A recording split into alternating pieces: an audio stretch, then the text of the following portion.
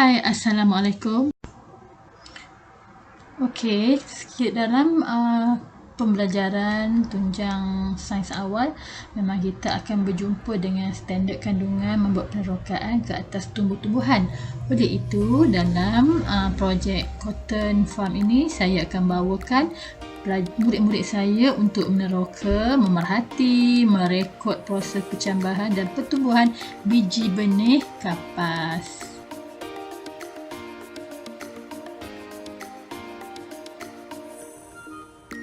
Okey, bukan semua murid-murid pernah melalui pengalaman melihat pokok kapas dan mengusahakan sendiri. Di prasekolah saya, mereka sangat bertuah kerana dapat merasai pengalaman bermula daripada biji benih, menyemai, melihat perkembangan, menuai hasil dan merasai bagaimana produk ataupun kapas ini berfungsi atau kegunaan kapas pada akhir pembelajaran. Projek Cotton Farm ini juga boleh dijadikan pendekatan projek untuk kanak-kanak ini dalam pembelajaran tunjang sains. Kapas ini sebenarnya sejenis pokok yang renek.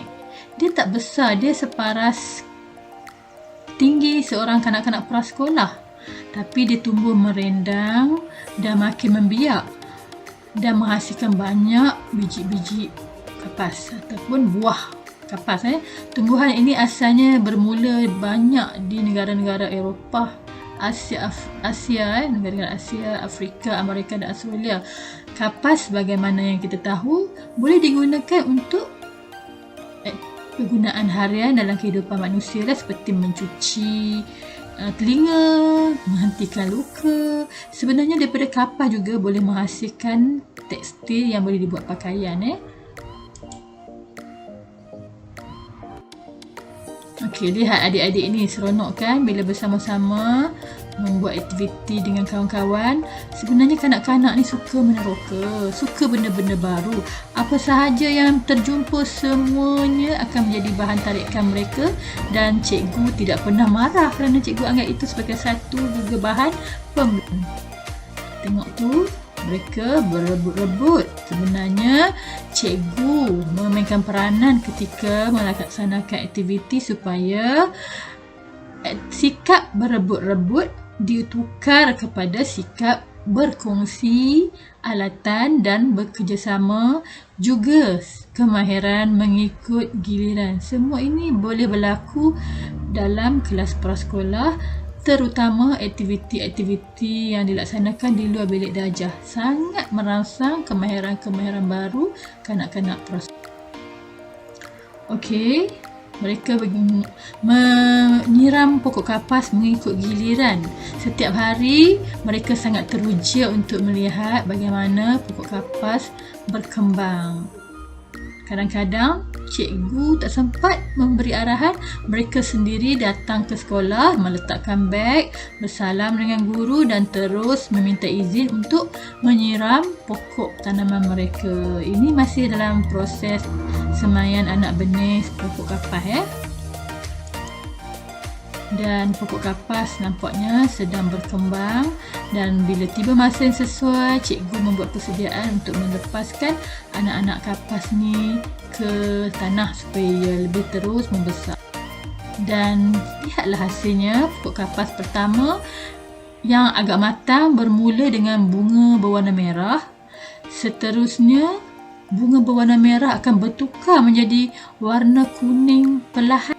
Seterusnya, bunga tadi akan gugur dan bertukar menjadi buah kapas. Buah kapas yang matang akan berkembang dan pecah lalu terhasil. Ini dia buah kapas yang berkembang tadi, dan ini dia contoh kapas yang cikgu buat satu eksperimen pengasingan. Kita nak tengok perbandingan kapas yang ditanam di atas tanah dengan di dalam pasu, supaya murid boleh merekodkan pemerhatian mereka dengan dapatan yang berbeza. Okey, mari kita tengok apa sebenarnya yang ada dalam sekuntum bunga kapas. Sebenarnya Bahagian-bahagian pada bunga kapas adalah sama seperti pokok bunga lain. Yang bahagian atas merupakan stigma, diikuti dengan petal. Enterfilament ini ialah yang jurai-jurai halus berwarna kuning. Dia ada debu-debu sebenarnya. Debu-debu ini mudah melekat pada tangan kita.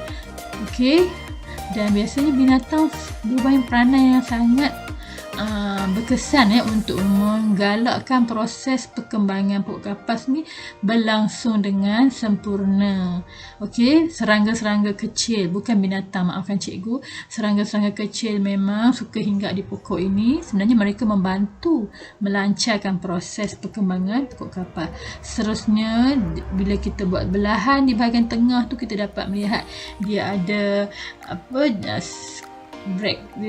ovule. Ovule ni menentukan jantina kapas. Maksudnya kapas juga ada ovule, ada ovari, yang mana menentukan kapas itu boleh menghasilkan seterusnya baka seterusnya. Okey, ini adalah hasil kita operate tengok apa yang ada dalam. Okey, tengok kanak-kanak ini, bila cikgu dah kutip kapas, mereka akan melaksanakan aktiviti mengasingkan kapas daripada biji benih. Biji benih itu boleh digunakan untuk menanam kembali, menyemai kembali anak benih pokok kapas. Seronok kan murid-murid bila belajar bersama-sama hasil daripada tangan mereka sendiri yang memulakan pokok kapas itu. Melihat murid gembira, cikgu pun tumpang bahagia. Inilah realiti sebagai guru prasekolah. Hati siapa yang tidak bahagia apabila melihat anak-anak di depan kita belajar dengan seronok dan gembira. Okey, apabila dapat hasil, inilah dia kapas tadi daripada asalnya cikgu kutip tadi tu banyak macam ni, dan bila diasingkan kita akan dapat hasil kapas yang boleh terus digunakan untuk merawat luka. Sekian dulu tentang aktiviti kanak-kanak di prasekolah cikgu berkaitan dengan pembelajaran awal sains kebun kapas. Okey, jangan lupa sebenarnya cikgu ada siri kedua berkaitan dengan kebun kapas. Nak tengok tak? Okey, jom kita ke siri 2. Dalam siri 2, cikgu akan tunjukkan the real situation, bagaimana situasi sebenar di kebun kapas cikgu. Jom kita ke siri 2.